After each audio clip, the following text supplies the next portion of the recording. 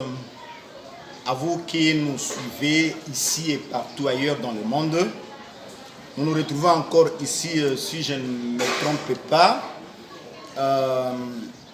au 16e dimanche. Si pas 16e, ça doit être le 15e dimanche depuis que la mesure a été donnée pour que les cultes ne se réunissent pas. Alors nous avons dit que nous profitons toujours d'une opportunité que le Seigneur nous offre, donc pour vous faire parvenir le message ici. Vous qui nous suivez sur Facebook et ceux-là qui nous suivront en différé sur YouTube, nous vous saluons de partout où vous retrouvez au nom de Jésus-Christ. La semaine passée, nous avions touché un sujet important. Nous avons parlé sur la pierre du fondement. Nous vous avons démontré par les Écritures que la pierre qui autrefois dans l'ancienne alliance était l'Éternel Yahvé lui-même, dans la nouvelle alliance, il s'agit bel et bien de Jésus-Christ, lui qui avait dit devant Pierre que tu es pierre, sur cette pierre ou encore sur ces rocs, je bâtirai mon église et que les portes du séjour des morts ne prévaudront point contre elle. Donc nous avions dit que la pierre angulaire sur qui aujourd'hui est édifiée l'église, il s'agit bel et bien de Jésus-Christ. Alors je vous avais annoncé que aujourd'hui je vais avancer, je vais toucher sur le rocher frappé. Donc c'est un sujet que j'ai trouvé dans la parole de Dieu. Alors le temps pour nous de lire la Bible, nous allons prendre d'abord le livre de l'Exode au chapitre 17. Nous lisons le verset 5 et le verset 6. J'ai lu au nom de Jésus. L'Éternel dit à Moïse: passe devant le peuple et prends avec toi des anciens d'Israël. Prends aussi dans ta main la verge avec laquelle tu as frappé le fleuve et marche. Voici, je me tiendrai devant toi sur le rocher d'Horeb. Tu frapperas le rocher et il en sortira de l'eau. Et le peuple boira. Et Moïse fit ainsi aux yeux des enfants d'Israël. Que Dieu bénisse la parole que nous allons écouter ce matin. Je prends quelques instants pour la prière. Éternel Dieu notre Père, nous sommes autour de ta table. Nous voulons manger le pain vivant qui descend du ciel. Sois intervenu, Père. Parle pour le salut de ton peuple. Accorde-moi, Seigneur Jésus, une bouche autorisée afin de pouvoir parler à l'oreille de ton peuple. Donne à tout un chacun de bonnes conditions d'écoute et que ton nom soit élevé. C'est dans ton nom Jésus que nous avons ainsi prié. Amen. Amen. Que Dieu vous bénisse encore une fois de plus au nom de Jésus. Ici nous sommes dans le livre de l'Exode. Israël est dans la marche dans le désert après avoir traversé la mer Rouge. Israël se trouve manquant de l'eau. Comme c'était le désert et qu'il n'y avait point d'endroit pour se ravitailler en eau, la Bible dit, le peuple a commencé à s'impatienter, le peuple a commencé à murmurer contre Dieu et contre Moïse. Quand le peuple a murmuré, l'homme de Dieu qui conduisait le peuple, parce que le peuple de Dieu ne marche jamais en désordre. Ça, je vous l'ai dit en passant, que Dieu c'est l'ordre. Là où il y a Dieu, il doit certainement régner de l'ordre. Moïse a prié l'Éternel. Il dit, donnez à ce peuple de l'eau. Sinon, en peu de temps, ils me lapideront. Qu'est-ce que Dieu a dit? C'est pour dire que quand il y a murmure, on doit élever la voix à Dieu. Parce que nous avons un Dieu qui donne solution à tout problème. Alors Dieu prend la parole. Il s'adresse à Moïse. Parce que la parole de Dieu ne vient jamais en désordre. Dieu dit à Moïse, passe devant le peuple. Prends avec toi les anciens d'Israël. Je ne touche pas sur les anciens. Prends aussi avec toi ta verge. La verge avec laquelle tu as frappé le pays et marche. Donc c'est cette verge-là, en passant, je vous dis, qui s'était transformée en serpent. Donc retenez que dans la main de Moïse, la verge que Moïse avait dans sa main, c'était aussi le serpent, le grand serpent de Dieu. Donc le serpent qui a avalé tous les petits serpents des Égyptiens. C'est pour dire que un homme de Dieu, qui a le bâton de Dieu, qui a la chose de Dieu, il est capable d'avaler toutes les fausses doctrines. Donc toutes les fausses doctrines ne résisteront jamais devant la sainte doctrine. Parce qu'ici, je le stipule, notre doctrine est fondée sur l'enseignement de Jésus-Christ. Alors Dieu dit une chose. Il dit, voici je me tiendrai sur le rocher qui est devant toi. Il dit, dans la marche, il y avait un rocher. Alors Dieu dit, je me tiendrai sur le rocher. Tu frapperas le rocher et il en sortira de l'eau et le peuple boira. Il y a ce que je vais vous dire ici, parce que la fois passée, je vous ai parlé de la pierre. Je vous ai dit que la pierre angulaire, ici nous parlons du rocher. Donc ces rochers-là, parce que nous avions lu un passage dans le livre des Corinthiens qui dit que nos peuples étaient dans le désert, ils ont mangé l'aliment spirituel qui était la manne, et ils ont bu au rocher spirituel qui les suivait, et ces rochers étaient le Christ. Donc, c'est dire que lorsque Israël marchait devant Israël, ou derrière Israël, parce qu'il y a un moment où le rocher passait avant, il y a un moment où les rochers le suivaient. Donc ces rochers-là, retenez-les, c'est bel et bien Jésus-Christ de Nazareth. Parce que la Bible dit, il buvait au rocher spirituel qui le suivait. Donc c'est aussi, nous voulons nous focaliser, quel est ce rocher-là qui le suivait? Et comment expliquer que ce rocher a été frappé, ce rocher a été fendu, donc pour donner les eaux qui étaient au-dedans de lui. Donc lorsque nous avançons dans la parole, nous comprenons une chose. Ici nous sommes d'abord d'accord que les rochers dont il est question, c'est Jésus de Nazareth. Maintenant, pour que ces rochers donnent ces eaux, il a fallu que Moïse prenne le bâton dans sa main. Il faudrait que Moïse, la verge qu'il tenait dans ses mains, lorsqu'il aura frappé le rocher certainement, excusez-moi, le rocher certainement donnera ce eau. Qu'est-ce que nous voulons comprendre par là? C'est-à-dire, le rocher ici, dans l'ancienne alliance, c'est Yahvé. Lorsque nous rentrons dans la nouvelle alliance, c'est Jésus de Nazareth. Or, Dieu avait dit une chose. Lorsque nous avançons dans les Écritures, il y a un passage que nous allons trouver dans le livre de Zacharie. Zacharie va nous dire une chose pour comprendre comment le rocher sera frappé. Nous sommes dans le livre de Zacharie. Je prends le chapitre 13.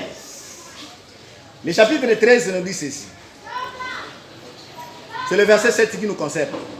Mais pour mieux comprendre la chose, je commence ma lecture au verset 6. Le verset 6 dit, si on lui demande d'où viennent ces blessures que tu as aux mains? C'est-à-dire, ceux-là qui vont lui demander, c'est le peuple d'Israël. D'où viennent ces blessures que tu as aux mains? Il répondra, c'est dans la maison de ceux qui m'aimaient que je les ai reçus. C'est-à-dire, ça on parle du retour de Jésus. Donc lorsque Israël verra Jésus, certainement, il aura en lui les marques, les blessures dans sa main. Où est-ce que tu as reçu ce blessure? C'est dans la maison de ceux qui m'aiment. Il a été tué, il a été meurtri dans la maison de ceux qui l'aimaient. Alors, comment il a reçu ces blessures? Le verset 7 nous parle. Épée, lève-toi sur mon berger, sur l'homme qui est mon compagnon, dit l'Éternel des armées. Frappe le berger et que le brebis se disperse. Et j'ai tourné ma main vers les faibles.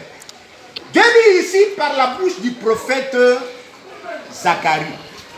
Alors chaque fois, je vous rappelle que la parole de l'Éternel vient par la bouche du prophète.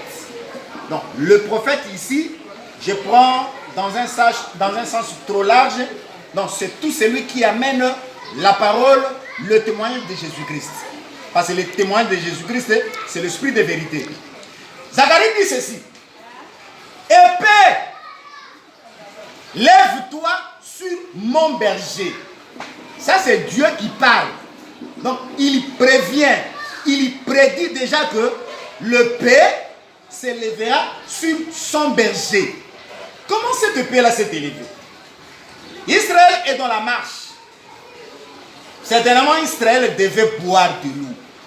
Parce qu'une vie sans eau, c'est une vie qui n'existe pas. L'eau accompagne toujours le quotidien de l'homme. Israël dans la marche. Dieu dit à Moïse, prends ta verge. Nous avons dit que la verge de Moïse ici, c'était le grand serpent d'Égypte. Je vais encore ajouter que dans la main de Moïse, les bâtons, c'était le paix de Dieu. Alors Dieu dit quoi? Il dit, je me tiendrai sur le rocher. Ça c'est l'Éternel. Tu frapperas le rocher. Il dit, le rocher là, c'est Dieu lui-même. Alors Dieu ordonne à Moïse de le frapper. Or, quand il frappe le rocher, certainement, le rocher sera fondu. Et quand le rocher sera fondu, le rocher ouvrira sa bouche. Quand le rocher ouvrira sa bouche, l'eau commencera maintenant à couler. Je ne sais pas si vous voyez déjà avec moi. D'abord, pour avancer et pour compléter votre connaissance, je prends Psaume 78. Je lis le verset 15. Il dit ceci. Il y fondit des rochers dans les déserts. Et il y donna à boire comme de flots abondants. 16. Du rocher, il y fit jaillir des sources et couler des eaux comme de fleuves. Donc, en lisant David, il y rentre dans ce que nous avions lu dans Exode. Il dit, il y fondit des rochers. C'est-à-dire, lorsque Moïse avait frappé, c'est-à-dire, les rochers s'étaient fondus. Les rochers s'étaient fracassés. Et quand les rochers étaient fondus, la Bible dit, il y donna à boire comme des flots abondants. C'était de grandes quantités d'eau. Parce que remarquez, imaginez-vous, Israël c'était une armée de 600 000 hommes. Sans compter les femmes, sans compter les enfants. Donc si nous comptons les femmes et les enfants, donc c'était une multitude dans les déserts. Et quel est ces petits robinets qui pouvaient abreuver tous ces gens ici? Donc c'est dire que c'était de grandes quantités d'eau. Et quand les rochers donnaient ces eaux, nous n'avons pas vu là où le peuple a commencé à s'inquiéter, l'eau était insuffisante. Non. Elle dit, les rochers a sorti une quantité suffisante parce que Psaume nous dit ici que c'était des eaux comme des fleuves. C'est-à-dire, lorsque ces rochers étaient frappés, les rochers avaient donné abondamment de l'eau. Alors ici, lorsque nous avançons dans la chose, nous avions lu dans 1 Samuel, au chapitre 2, le verset 10, il avait dit que nul n'est saint comme l'Éternel, il n'y a point d'autre Dieu que toi, il n'y a point de rocher comme un autre Dieu. Elle dit, à comprendre ici, elle dit, l'unique rocher qui existe, c'est l'Éternel notre Dieu. Or, l'Éternel Dieu, qui était le rocher dans l'Ancienne Alliance, c'est lui le véritable rocher Jésus qui est dans la Nouvelle Alliance.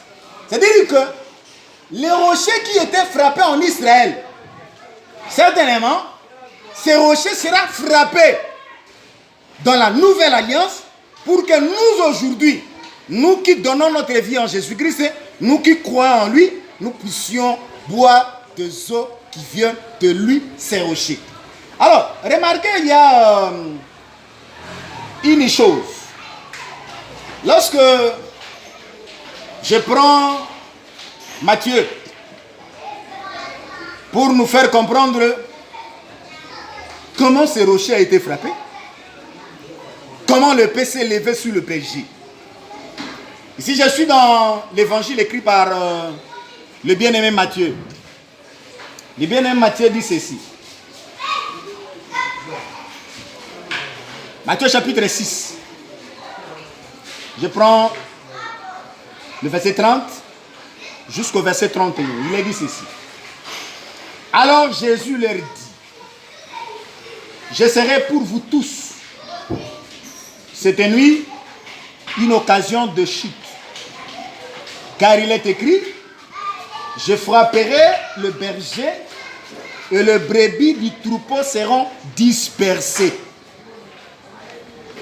Mais après que je serai ressuscité, je vous précéderai en Galilée. Donc ici, le Seigneur Jésus, qui était devant les disciples, il vient maintenant s'approprier de la prophétie de Zacharie pour dire aux disciples, ne soyez pas étonnés, ne soyez pas surpris. Donc aujourd'hui, donc cette nuit, donc je serai une occasion de chute pour tout le monde. Une occasion de chute. Parce que les disciples, connaissant la puissance de Jésus, quelqu'un qui marchait sur les eaux, quelqu'un qui pouvait ressusciter les morts, il est impensable que cet homme-là puisse mourir. Elle lui dit, aujourd'hui, je serai une occasion de chute pour vous. C'est pourquoi je vous dis, soyez attentifs, que tu ne sois pas scandalisé, mais que cela t'amène plutôt à croire. Il dit, parce qu'il est écrit, je frapperai le berger. Donc, qui frappera le berger? C'est Dieu. Ça veut dire que Jésus, spirituellement, dans la profondeur de la chose, n'a pas été tué par les hommes. Jésus a été sacrifié par le Père lui-même. Là, s'il faut mieux comprendre, je vais faire une illustration entre Abraham, le père, et Isaac, le fils. Donc, c'est lui qui devait offrir Isaac. Ce n'était pas une personne étrangère, mais c'était son père. Le père Abraham vient sacrifier le fils Isaac. Or, le père ici, c'est Dieu, et le fils ici, c'est Jésus. Donc, c'est lui qui frappera. Parce que vous allez me dire que dans les livres d'Exode, là où nous avions lu, Dieu avait recommandé à Moïse de frapper le rocher. C'est tout à fait d'accord. Mais qui est Moïse? Moïse, c'est un homme fait Dieu. C'est-à-dire, lorsque Moïse marchait devant Israël, ce n'était pas un homme, c'était Dieu lui-même. Il dit, Moïse, je t'ai fait aujourd'hui Dieu devant Pharaon. Il dit encore, je t'ai fait Dieu devant ce peuple. Aaron sera ton prophète. Alors, quand Moïse a frappé les rochers, il l'a frappé comme Dieu. Et ici, Jésus répète cette parole de Zacharie qui dit, je frapperai le berger et les brebis du troupeau seront dispersées. Voilà ce qui est dit. Mais c'était où? Jésus prend les disciples, il les amène au mont des Oliviers, dans l'endroit qu'on appelle Gethsémané. Gethsémané, c'est un mot hébreu qui signifie pressoir à huile. Donc Jésus, qui savait que son jour était venu et qui devait être pressé, parce que quand on presse les olives, c'est pour qu'il en dégage de l'huile. Je vais vous donner l'explication de cette huile-là. Alors, lui, Jésus, Adonai, qui savait qu'il devait être frappé par le Père, il ne devait pas aller n'importe où. Il se rend au mont Olivier et dans l'endroit précis qu'on appelle Gethsémané. Le Gethsémané que j'ai dit, pressoir à huile. Donc c'était quoi? Il devait aller là-bas pour libérer le jus qui était en lui. Parce que c'est lui, le vrai arbre olivier. Il devait aller là-bas pour que son fruit soit pressé et qu'il puisse en dégager de l'huile, qu'il puisse en dégager son jus. Or, le jus dont il est question ici, c'est son sang qui sera libéré pour le pardon, pour le salut, pour la vie de l'humanité. Alors, je prends toujours Matthieu 26. Cette fois-ci, je prends le verset 36. Et là-dessus, Jésus alla avec eux dans un lieu appelé Gethsémané. Il dit à ses disciples, asseyez-vous pendant que je m'éloignerai pour prier. Il s'est retrouvé maintenant dans les lieux qu'on appelle Gethsémané. Alors maintenant, pendant sa prière, c'est dire, tiens, mon intention c'est quoi? C'est lui qui nous parle ici.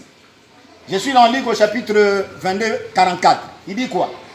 Étant en agonie, il y priait instamment et sa sueur devint comme des grumeaux de sang qui tombaient à terre. C'est là que je me suis posé la question. Jésus est à Gethsémané. Il laisse les disciples quelque part. Il avance pour prier. Pendant qu'il priait, la Bible dit, un ange du Seigneur vint à côté de lui pour le réconforter. Mais ce qui est étonnant, il dit, étant en agonie, c'est ça la question. Une personne qui n'est pas malade. Une personne qui est dans la prière. Même si cette prière est intense, comment il peut devenir agonique? Et la Bible continue, il priait instamment et sa sueur devint comme des grumeaux de sang qui tombaient à terre. Donc, les sueurs qui sortaient du corps de Jésus, la Bible dit, ces sueurs-là devint, c'est-à-dire la sueur se transformant en grumeaux de sang qui tombaient à terre. Vous allez comprendre avec moi que c'est pendant ces moments-là, à Gethsémané, retenez-moi très bien, il n'est pas encore à Golgotha sur la croix, mais il est à Gethsémané, lieu qu'on appelait pressoir à huile. Maintenant, quand il était en face du Père, quand il priait instamment, c'est en ce moment-là que s'accomplit la prophétie de Zacharie. Épée, lève-toi sur mon berger. C'est en ce moment-là que le Père, qui autrefois était typifié à Moïse, prend le Père. Il vient frapper le rocher qui est Jésus. Quand Jésus a été transpercé par le Père, ou encore le rocher a été transpercé par le Père du Père, non, la sueur se transforme maintenant en grumeaux de sang. Donc, le sang ne sortira pas s'il n'y a pas une blessure. Donc, c'est-à-dire que le rocher qui était Jésus était fondu à Gethsémané. Donc, la mort de Jésus était déjà à Gethsémané. Il a été transpercé par le Père du Père, donc pour que le jus des olives, qui est Jésus, ce jus-là, qui est le sang, soit versé pour que le sang coule, afin que le pardon nous soit accordé. Allez, la mort de Jésus qui a laissé couler le sang, c'était pour sortir le sang. C'est pourquoi Jésus pouvait dire ceci. Le sang nous apporte le pardon. Et quand j'avance encore, le sang qui coulait nous donne maintenant accès de boire. Or, quand nous buvons, la Bible dit ne vous enivrez pas de vin. C'est de la débauche. Mais soyez au contraire remplis du Saint-Esprit. C'est-à-dire les enfants de Dieu ne s'enivrent pas de vin. Les enfants de Dieu ne s'enivrent pas de l'alcool. Mais l'ivresse des enfants de Dieu, c'est le revêtement de la puissance du Saint-Esprit. Donc chaque enfant de Dieu a devant lui le désir d'être comblé au jour le jour par la puissance du Saint-Esprit. Ici je prends Jean chapitre 7. Je vais lire le verset 37. Je vais m'arrêter au verset 39. Il est dit ceci. Le dernier jour, le grand jour de la fête, Jésus se tenant debout s'écria, si quelqu'un a soif, qu'il vienne en moi et qu'il boive. Celui qui croit en moi, des fleuves d'eau vive couleront de son sein, comme dit l'Écriture. Il dit cela de l'Esprit que devait recevoir ceux qui croiront en lui, car l'Esprit n'était pas encore, parce que Jésus n'avait pas encore été glorifié. Voilà ce que nous rapportent les évangiles. Jésus invitait dans une fête des Juifs. La Bible dit, il s'écria, étant debout. D'ici quelqu'un a soif. C'est le même cri d'alarme que je vous avance aujourd'hui. D'ici quelqu'un a soif. Mais retenez très bien, la soif dont il est question ici, ce n'est pas la soif de boire de l'eau naturelle. Jean nous a expliqué que cette eau-là, c'était le Saint-Esprit qui devait recevoir ceux qui croiront en lui. D'ici quelqu'un a soif, ou encore je vais dire que si quelqu'un n'a pas l'Esprit du Seigneur, ou encore si quelqu'un n'est pas rempli du Saint-Esprit, il doit écouter ces cris. Il dit, si quelqu'un a soif, qu'il vienne à moi. Venir à qui? Pas à moi le prédicateur, à Jésus. La Bible dit, nous tous les regards fixés vers Jésus, le chef et le consommateur de notre foi. Il dit qu'il vienne à moi et qu'il boive. Donc, lorsque tu seras devant Jésus, lorsque tu seras devant le rocher frappé, lorsque tu seras devant le rocher fondu, donc tu seras en contact avec de l'eau et pas n'importe quelle eau. Ici, la Bible parle d'une eau vive. Il dit celui qui croit en moi, des fleuves d'eau vive couleront de son sein, comme dit l'Écriture. Quand toi tu bois de l'eau que Jésus-Christ te donne, donc tu deviens toi-même une source d'eau, un fleuve d'eau vive. C'est-à-dire, maintenant que j'ai la parole de Dieu, maintenant que je suis en Jésus et que je bu de l'eau vive, moi-même je deviens un fleuve d'eau qui coule, une source d'eau qui coule.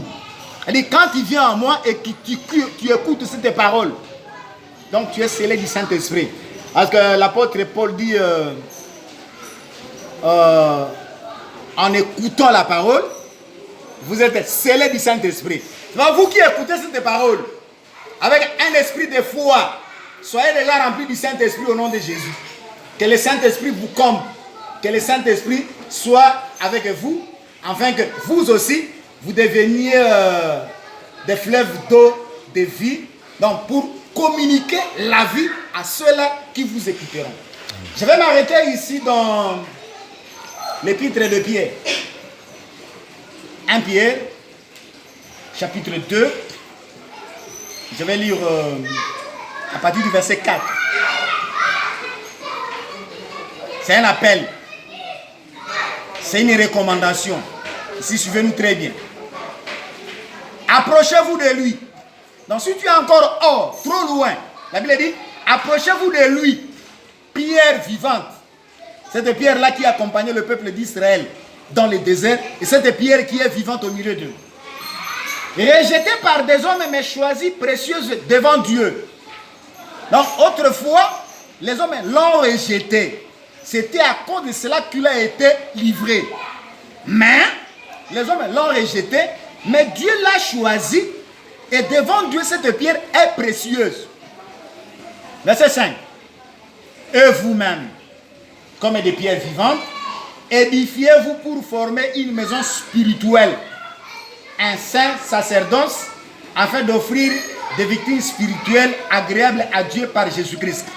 Alors, quand vous approchez de Jésus, comme lui, il est la pierre vivante, vous aussi, vous devenez des pierres vivantes.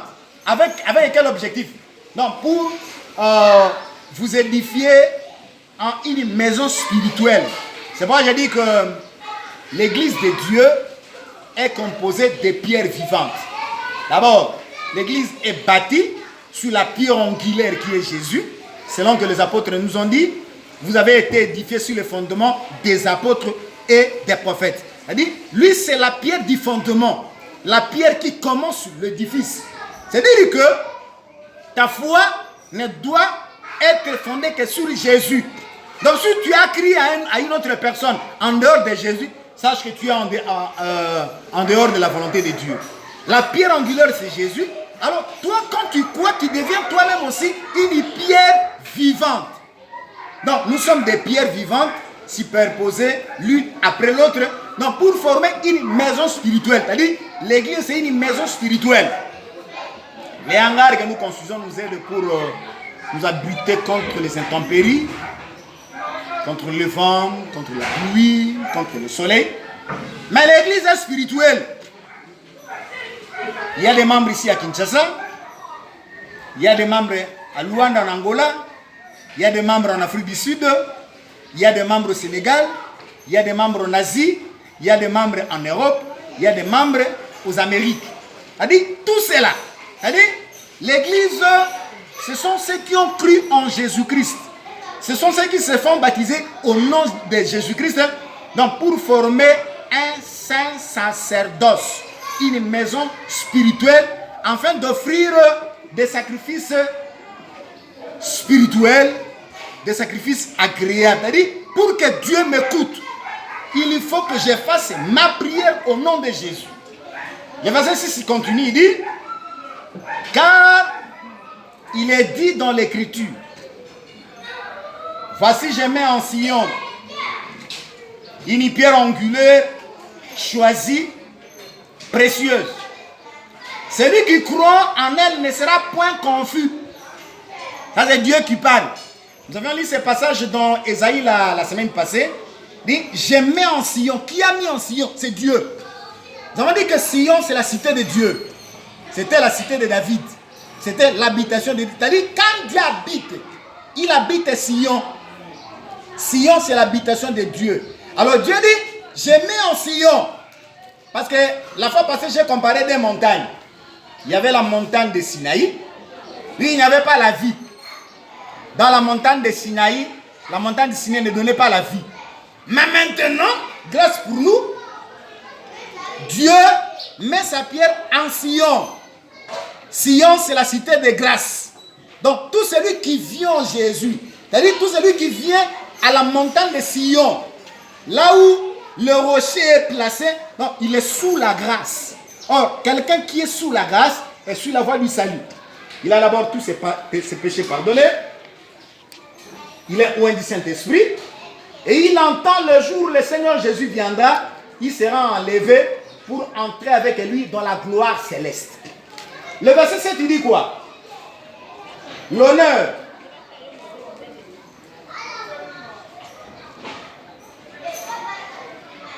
L'honneur est pour vous qui croyez. C'est-à-dire nous qui croyons, nous sommes honorés. Mais pour les incrédules, la pierre qu'ont rejetée ceux qui bâtissaient est devenue la principale de l'angle. Donc c'est un malheur pour eux. Parce que cette pierre-là est devenue la principale. Je vous ai dit que c'est la pierre angulaire, c'est le fondement aujourd'hui de l'église. Il dit, et une pierre d'achoppement, un rocher de scandale. Ils s'y heurtent pour n'avoir pas cru à la parole. C'est à cela qu'ils sont destinés. Donc les gens qui ne croient pas, ils sont scandalisés, ils s'y heurtent pour n'avoir pas cru. C'est pas pour ne pas être scandalisés. Je vous appelle à vous tourner vers le Seigneur Jésus. Lui, la pierre angulaire, l'unique pierre, l'unique rocher. En rappel, Samuel avait dit que il n'y a point d'autre rocher. Donc si l'Éternel a été l'unique rocher confirmé dans l'Ancienne Alliance, et l'Ancienne Alliance c'est l'ombre de la réalité, donc la réalité maintenant est que cette pierre-là, c'est Jésus de Nazareth. Donc celui qui croit en lui, la Bible dit, il aura grâce à cette pierre fondue, à cette pierre brisée, donc cette pierre qui a fait jaillir de l'eau, il lui sera abreuvé toute sa vie. C'est-à-dire, il y sera rempli du Saint-Esprit. Voilà le message que j'avais à vous communiquer ce dimanche.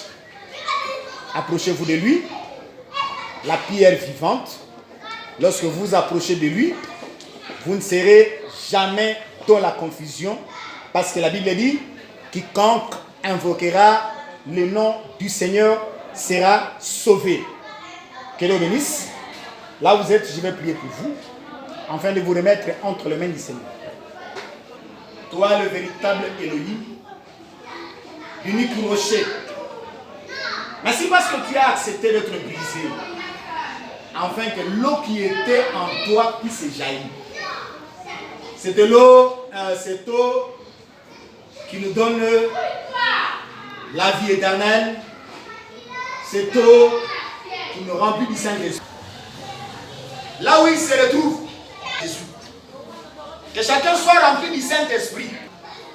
Bénis mon frère, bénis ma soeur. J'ai prié également pour tous ceux qui sont malades. Bénis. Au nom de Jésus, j'ai ainsi prié.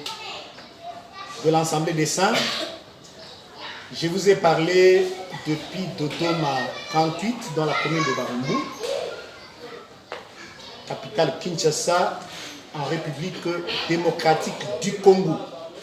Que Dieu vous bénisse, au nom de Jésus.